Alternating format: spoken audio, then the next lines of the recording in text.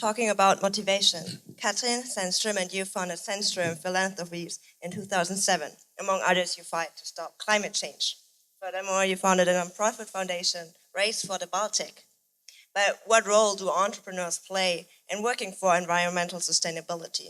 Can you give us some examples of entrepreneurs or companies you invested in? And when did your interest start? Yeah. Very good question. And again, we see that behind us here. I love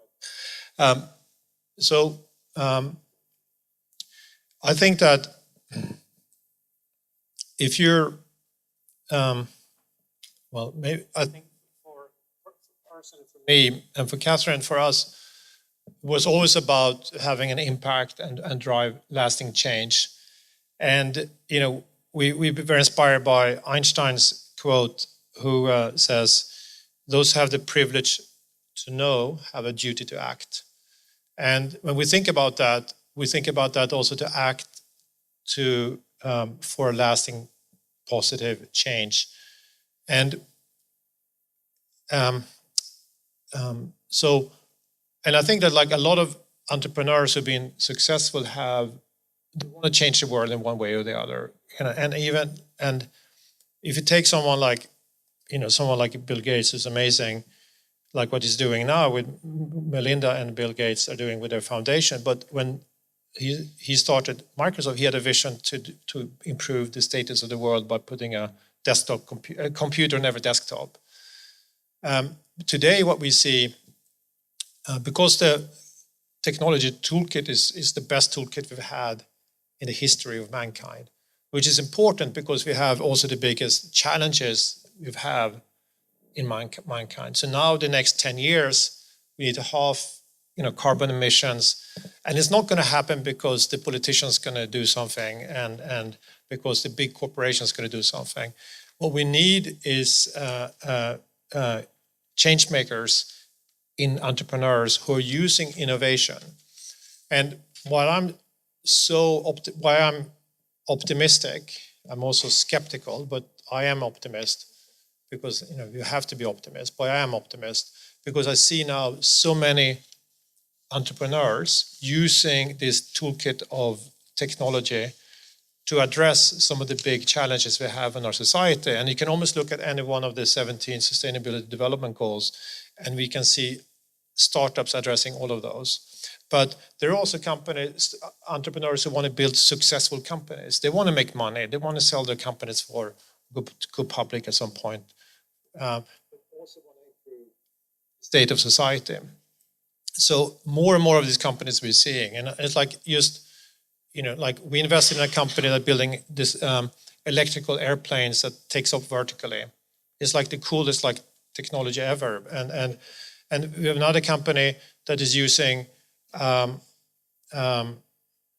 machine learning to detect drugs for rare diseases. There are 350 million people in the world who are suffering from rare diseases. Big pharma cannot afford, or it's not profitable enough for them to innovate drugs for that.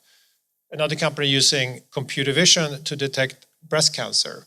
So all these things are and those founders, of course, they're passionate. They want to kind of fix these things, but also want to build great companies. So we see more and more of this, and I think that is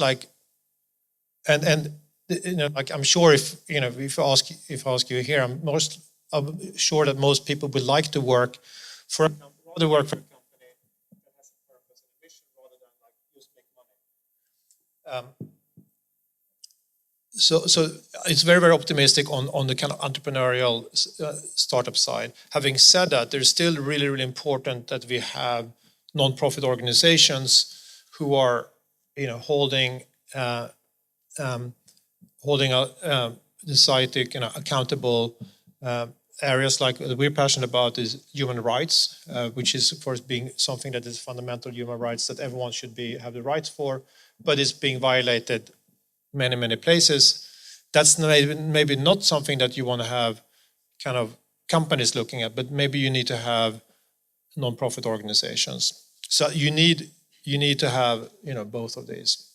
And I think but there's also room for entrepreneurs there, and there's a lot of entrepreneurs who have some kind of success who are then doing something philanthropic. But again, you need to do something where you're passionate about and where you can also have an impact. So the Baltic Sea, I've grown up every summer. I grew up in Uppsala, but in the summer we were in the archipelago, and it's just now one of the deadest sea, and it's not okay. It's like it has dead zones, no oxygen, with the size of Denmark and Skåne, which is like, that's not okay. And I feel passionate about that sea because I live on it. I spend a lot of time on it. So we need to act, and we know what we can do. It's about reducing nutrition. So it's scientific. We know exactly what to do. We just need to act, and the government's not doing it because the politicians. There's economical forces that are pushing them. So this is also where civil society, individuals, non-profits can actually step in and also move the needle.